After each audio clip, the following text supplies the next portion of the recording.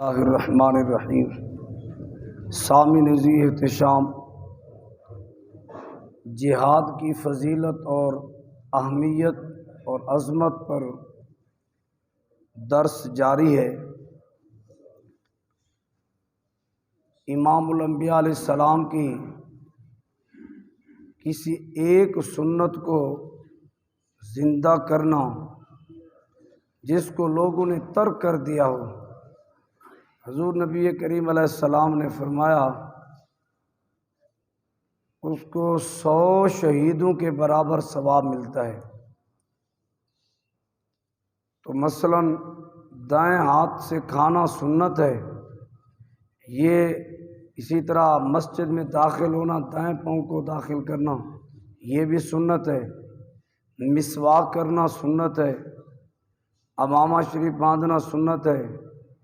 یہ سنتیں چونکہ آسان ہیں، اس لیے اس حدیث فضیلت والی پر سب کو سمجھ آ جاتی ہے۔ تو جہاد بھی حضور علیہ السلام کی وہ سنت مبارکہ ہے جس کے بارے میں 27 سے زائد جنگوں میں امام الانبیاء علیہ السلام خود بذات بنفس نفیس تشریف لے گئے۔ تو یعنی جہاد کی وہ سنت ہے جس میں حضور نبی کریم علیہ السلام خود تشریف لے گئے، یہ بھی حضور کی سنت ہے۔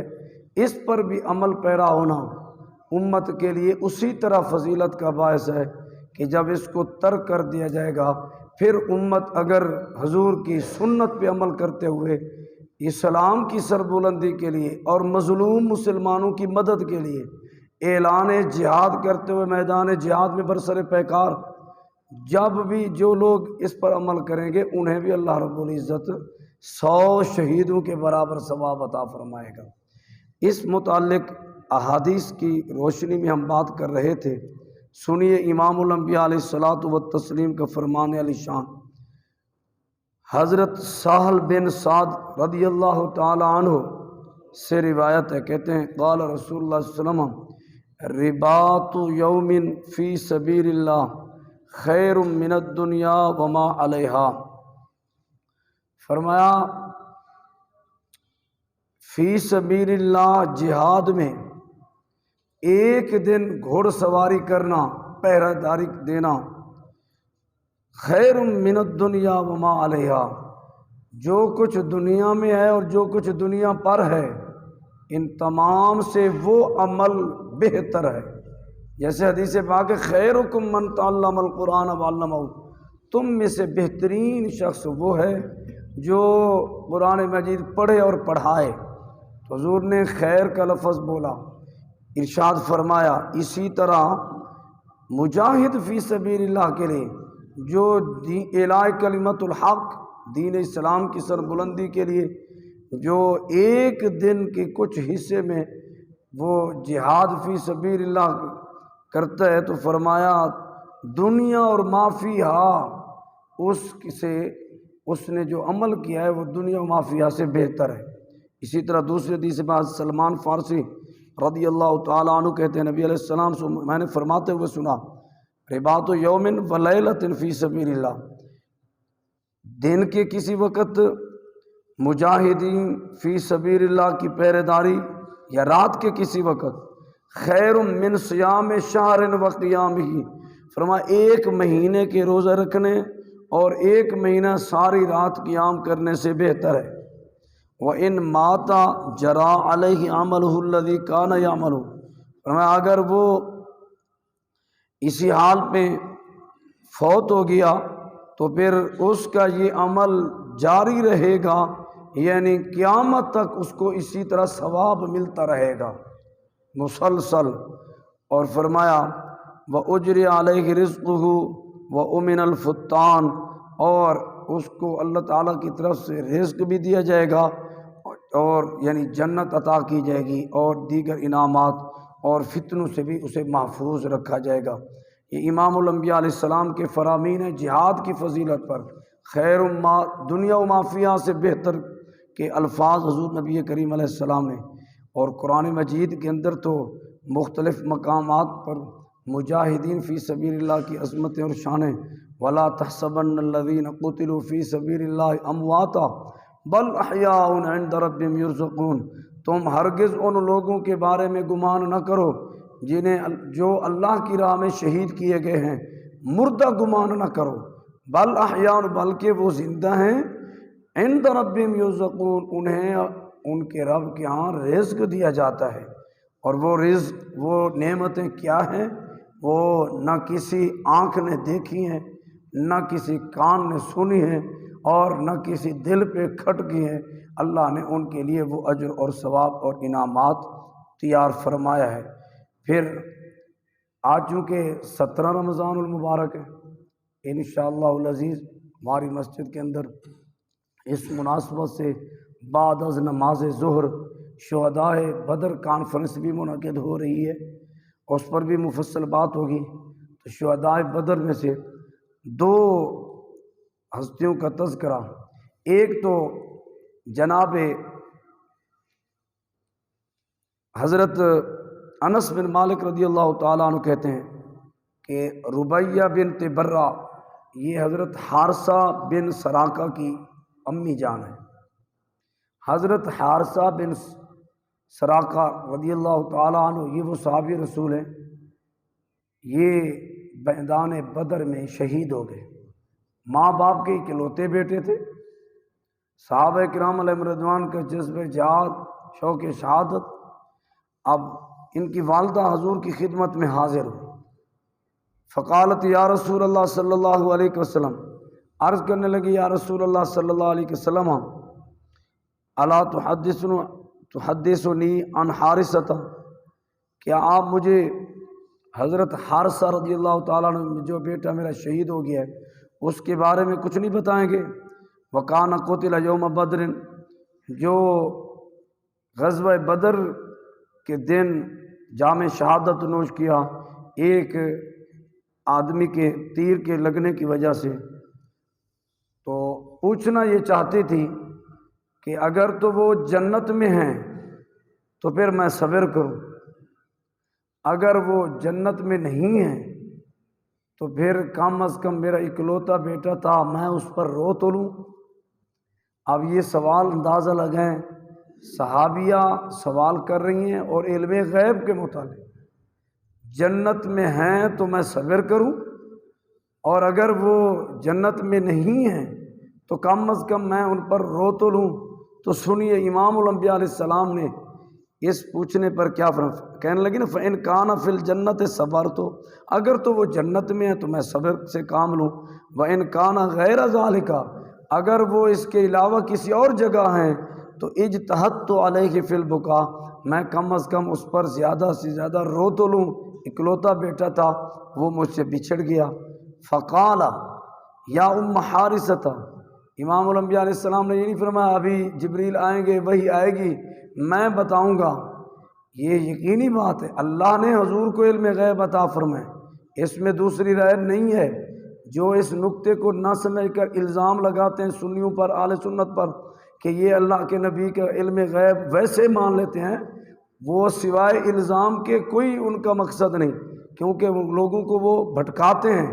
اہل سنت و جماعت کے تمام بزرگان دین، پوری امت مسلمہ کا حضور علیہ السلام کے علم غیب کے متعلق یہ مسئلہ واضح ہے کہ حضور علیہ السلام کو تمام علوم غیبیہ اللہ نے عطا فرمائے ہیں۔ اللہ رب العزت نے جب عطا کر دیے ہیں، اب کسی کو یہ حق نہیں ہے کہ وہ حضور کے علم غیب کو تولتا پھرے کہ حضور کو پتہ نہیں ہے۔ وہ کوئی شخص کہے کہ دیوار کے پیچھے کا پتہ نہیں ہے، کوئی شخص کہے فلاں جانتے ہیں فلاں نہیں جانتے، بھی تیرا علم اتنا زیادہ ہے کہ تو اللہ کے نبی کے علم کو تول رہا ہے پیمانے میں، سمجھ رہا ہے کہ اتنا جانتے اتنا نہیں جانتے، جب رب نے قرآن میں فرما دیا سورہ نساء 5ویں پارے میں وَعَلَّمَكَ مَا لَمْ تَكُنْ تَعْلَمُ، اے پیارے حبیب صلی اللہ علیہ وسلم، آپ کو آپ کے رب نے تمام کے تمام وہ علوم عطا فرما دیے، سکھا دیے جو آپ نہیں جانتے تھے۔ جب قرآن میں رب نے یہ مہر لگا دی، جو کچھ بھی آپ نہیں جانتے تھے، ما عامہ ہے کہ جو کچھ بھی آپ نہیں جانتے اللہ نے آپ کو وہ سکھا دیا سب کچھ۔ تو اب حضور علم غیب جانتے ہیں، اللہ تعالیٰ کی عطا سے۔ تو پھر حضور نبی کریم علیہ السلام نے اس موقع پر باقاعدہ اسی بات کا اظہار کرتے ہوئے فرمایا یا ام حارثہ، اے ام حارثہ، انہا جنان فی الجنہ، ایک جنت نہیں ہے، اللہ کی کئی جنتیں ہیں۔ پیچھے حدیث پاک میں گزر گیا کہ نمازی جو نماز پڑھتا ہے، روزے دار جو روزہ رکھتا ہے، اللہ پر ایمان رکھتا ہے، رسول پر ایمان رکھتا ہے، آخرت کے دن پر ایمان رکھتا ہے، حضور علیہ السلام نے فرمایا اللہ اسے جنت میں داخل فرمائے گا، چاہے وہ جہاد میں جائے یا نہ جائے۔ تو صحابہ کرام علیہ رضوان نے عرض کیا رسول اللہ، کیا ہم پھر یہ اعلان نہ کر دیں، بشارتیں سنا نہ دیں؟ فرمایا بشارت ضرور سنو، لیکن اللہ کی ایک جنت نہیں بلکہ جنت کے 100 درجے ہیں، اور ہر درجہ اتنا وسیع و عریض ہے جتنا زمین و آسمان وسیع و عریض ہے۔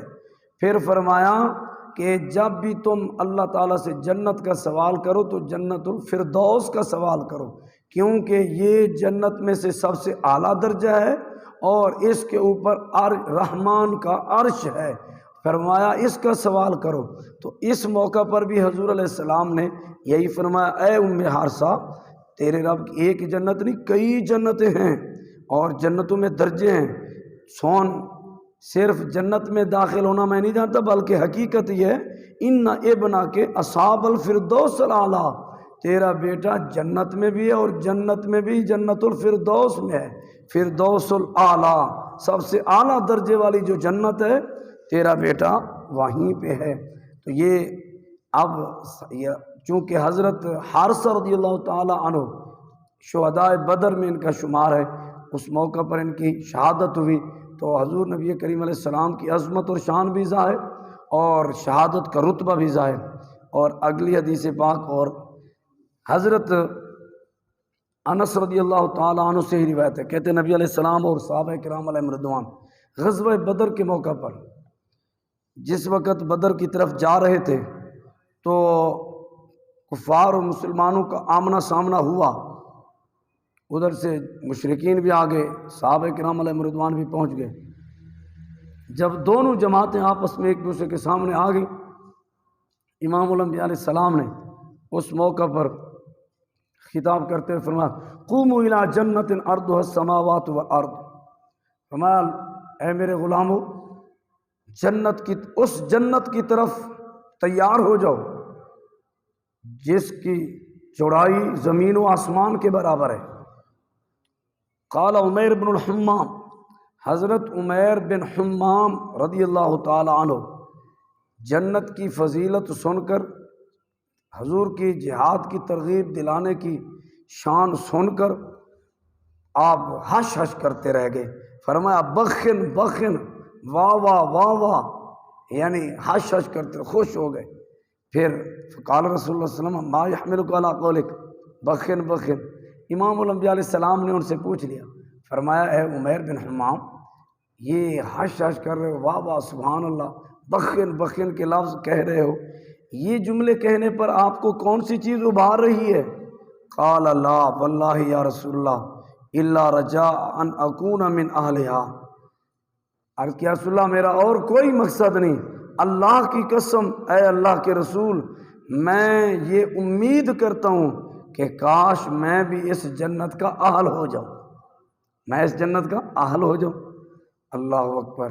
تو امام الانبیاء ابھی جنت میں انہوں نے جانا ہے، حساب و کتاب ہونے ہیں، جنت کے اہل ہونے کی خواہش تھی، تو امام الانبیاء علیہ السلام نے فوراً ہی فرمایا فَإِنَّكَ مِنْ أَهْلِهَا، اے پیارے عمیر بن حمام تم جنت کے اہل ہو، جنت کے لائق ہو۔ پھر نبی علیہ الصلوۃ والسلام راوی کہتے ہیں فَأَخْرَجَ تَمَرَاتٍ مِّن قَرْبَةٍ، حضرت عمیر بن حمام نے اپنے تھیلے سے چند کھجوریں نکالی، فَجَعَلَ يَأْكُلُ مِنْهُنَّ، ان میں سے چند ایک کھانا شروع ہو گئے۔ ثُمَّ قَالَ لَئِنْ أَنَا حُيِّيتُ حَتَّى آكُلَ تَمَرَاتِ إِنَّهَا لَحَيَاةٌ طَوِيلَةٌ، کہنے لگے اگر میں کھجوریں کھاتا رہا، وہ چھوٹے سے بیگ جو مجاہدین نے اٹھایا تھا اس میں کتنی کھجوریں آتی ہیں، چند کھجوریں تھیں، اور وہ بھی چند ایک تناول فرمائی، فوراً کہنے لگے میں اگر کھجوریں کھاتا رہا تو پھر تو میں دنیا کی زندگی لمبی اپنی کرتا رہوں گا۔ آپ نے وہیں پہ بقیہ کھجوریں پھینکی، فرما بما کانا معه من التمر، آپ نے وہ کھجوریں پھینک دی جو آپ کے پاس تھیں، ثم قاتلهم، پھر میدان جہاد میں داخل ہو گئے اور کفار سے لڑتے رہے حتیٰ قتل، یہاں تک کہ عمیر بن حمام رضی اللہ تعالیٰ عنہ جام شہادت نوش کر، اور یہ انصاری صحابی ہیں، غزوہ بدر میں سب سے پہلے شہادت کا شرف انہوں نے پایا ہے۔ تو یہ حضور نبی کریم علیہ الصلوۃ والتسلیم کے صحابہ کی جذب ہے۔ اسی طرح خیثمہ بن حارثہ رضی اللہ تعالیٰ عنہ اور ان کے بیٹے دونوں جذب جہاد سے سرشار، بدر کے موقع پر جانے کے لیے تیار ہیں، اور امام الانبیاء علیہ الصلوۃ والتسلیم کی خدمت میں دونوں نے جذبات ظاہر کیے۔ امام الانبیاء علیہ السلام نے فیصلہ فرما دیا کہ تم دونوں میں سے ایک جائے گا، ایک نہیں جائے گا، ایک گھر میں رہے گا۔ اب حضور کا فیصلہ ہو گیا، اب دونوں میں سے کون جائے؟ دونوں کی خواہش، باپ کی خواہش ہے میں جاؤں، بیٹے کی خواہش ہے میں جاؤں۔ اب دونوں ایک دوسرے کو دلیلیں دے کر راضی کر رہے ہیں کہ تم ٹھہر جاؤ، مجھے جانے دو۔ باپ کہتا ہے میں تیرا باپ ہوں، مجھے موقع دے دو۔ تو حضرت آپ کے بیٹے سعد بن حارثہ کہنے لگے ابا جان میں ضرور آپ کو موقع دیتا، لو کان غیر الجنت لآثرتک، اے ابا جان اگر جنت کا معاملہ نہ ہوتا تو میں ضرور آپ کو ترجیح دیتا۔ میں چاہتا ہوں امام الانبیاء علیہ السلام کی معیت میں یہ جو پہلی جنگ اسلام کی ہو رہی ہے اس مارکے میں جاؤں۔ بالآخر دونوں کے درمیان فیصلہ نہ ہو پایا، دونوں کے جذبے اتنے تھے اور جذبہ شوق شہادت تھا۔ آخر کار قرعہ اندازی کی، انعام اور بونڈ پتہ نہیں کیا کیا نکلنے کے لیے تو قرعہ اندازیاں ہوتی ہیں، لوگوں نے سنا، لیکن یہاں شہادت کے لیے قرعہ اندازی کی جا رہی، جذبہ دونوں کا ہے میں جا کر حضور کے ساتھ دین اسلام کے لیے قربان ہو جاؤں، لیکن فیصلہ نہیں ہو پا۔ حضور نے فرمایا ایک نے جانا ہے، کون جائے؟ تاکہ قرعہ اندازی کی، بیٹے کا نام نکلا اور وہ میدان بدر میں گئے اور بڑی بہادری سے لڑے، جام شہادت نوش کیا۔ باپ نے کندھوں پہ بھی اٹھایا ہوگا، جنازہ بھی پڑھا ہوگا، لیکن جذبہ جہاد ماند نہیں پڑا۔ جیسے ہی غزوہ احد کا موقع آیا تو آپ حضرت خزیمہ رضی اللہ تعالیٰ عنہ، خیثمہ رضی اللہ تعالیٰ عنہ، وہ غزوہ احد میں پہلی صفوں میں جا کر میدان جہاد میں لڑتے لڑتے جام شہادت نوش کر دیا۔ تو یہ صحابہ کرام علیہم رضوان کا جذبہ جہاد تھا۔ آج اسی جذبے کی امت کو ضرورت ہے۔ یہ جو یہود و نصارہ مسلمانوں پر مسلط ہیں، کبھی ہندو اور سکھوں کی صورت میں مسلمان مقبوضہ کشمیر کے اندر ان کو ظلم کا نشانہ بناتے ہیں، کبھی جناب بدھ مت کی صورت میں برما میں، کبھی جناب چین میں، کہاں کہاں کون سے مسلمانوں کو انہوں نے سکون سے زندہ رہنے دیا، ظلم کے پہاڑ گراتے ہیں۔ اور کبھی یہود و نصارہ اسرائیل کی شکل میں وہ فلسطین کے مظلوم مسلمانوں کو، جیسا کہ پچھلے دنوں میں اسی رمضان شریف میں عین نماز کے دوران ان کے اوپر دھاوا بول کر ان پر ظلم کے پہاڑ گرے گئے، اور امت مسلمہ کے حکمران جو نام نہاد حکمران بنے ہوئے ہیں سب کی زبانیں گدی سے نکل چکی ہیں، وہ شیطان گونگے بن کر بیٹھے، کوئی بھی ان مظلوم مسلمانوں کے لیے آواز اٹھانے کو تیار نہیں۔ اس موقع پر یہ جملہ کہنا بے جا نہیں ہوگا، وہ کہاں گئی ہیں عدالتیں؟ سپریم کورٹ یہاں پاکستان کے ان حکمرانوں کے آپس کے مسئلے چھیڑے ہوئے ہیں۔ سپریم کورٹ کا تو مطلب ہے عالمی عدالتوں سے اس کے رابطے ہوتے ہیں۔ جب یہاں پاکستان کے اندر چند آوارہ لوگوں کو اشتعال دلا کے کسی مندر کو تڑوا کر چند ایک ڈنڈے سوٹے مروا کے اسپیشل NGOs کے ذریعے اور وہ نام نہاد لبرل جو میڈیا ہے اس کو عروج دے کر بھی فلاں مندر کو یہ ہو گیا، فلاں مندر کو، اس وقت یہ عدالت کے چمچے کرچے سب سو موٹو لے کر وہاں ہزاروں مسلمان، رحیم یار خان کا ثانیہ ہو یا میں مفصل تفصیل میں نہیں جانا چاہتا، پاکستان میں کتنے ایسے مقام خود ایسے ہی ہوا دے کر NGOs نے ان مندروں کو دوبارہ نئے سرے سے تعمیرات کروایا گیا، ہزاروں علماء وہاں ہزاروں مسلمانوں پر کیس کر دیے گئے۔ آج وہ عدالتیں گونگی بن کر کیوں بیٹھی ہیں؟ عالمی عدالتوں سے کیوں نہیں مطالبہ کرتے؟ ہم یہاں ملک پاکستان میں اقلیت کے لیے اتنا تحفظ دیتے ہیں، ہم 100 موٹو لے لیتے ہیں، اور وہاں نمازوں پر حملے ہو رہے ہیں، مسجد اقصی بیت المقدس قبلہ اول پر، اور یہ وہاں ان سے کیا مطالبے کریں گے؟ یہ تو یہاں جنگ چھیڑنے کو تیار بیٹھے ہیں۔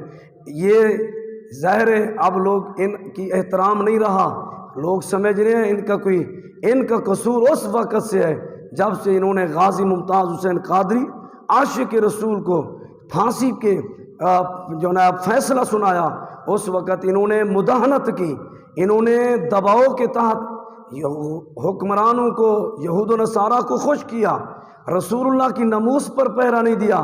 اب ان کی عزت کیا، یہ بھی ذلیل ہوں گے اور ان کی نسلیں بھی ذلیل ہوں گی، کیونکہ تیرے در سے جو یار پھرتے ہیں در بدر یوں ہی خار پھرتے ہیں۔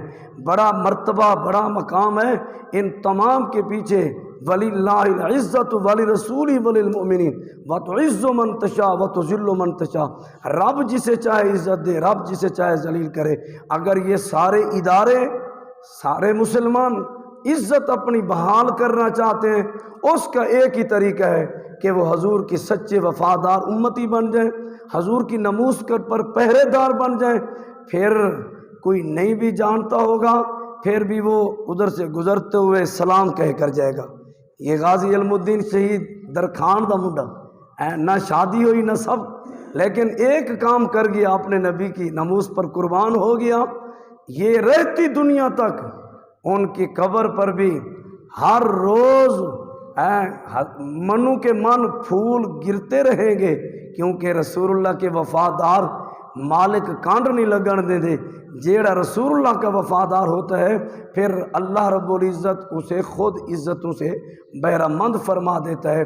آج بھی ان تمام یہود و نصارہ کا علاج واحد جہاد ہے، اور وہ والا جہاد نہیں کہ جناب سیاست چمکانے کے لیے آج لوگ جہاد کی اصطلاح استعمال کرتے ہیں اپنی ذاتی۔